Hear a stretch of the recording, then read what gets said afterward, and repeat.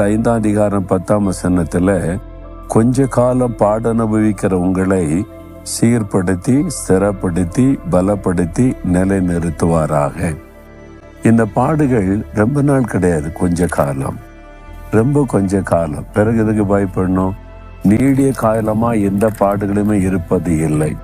இல்லை, அங்க ரொம்ப காலமா நீடிய காலமா எங்களுக்கு உபத்திரம் இருக்குது, இந்த பாடு நீடிய காலமா இருக்குது அப்படின்னு சொன்னா நீங்க சில காரியத்தை உணர்ந்து கொள்ளணும். எதுக்காக என்று சொன்னா, இந்த பாடுகள் உங்களை சீர்படுத்தி, ஸ்திரப்படுத்தி, பலப்படுத்தி நிலைநிறுத்துவதற்கு என்று ஆண்டவருடைய வார்த்தை சொல்லுகிறாரு.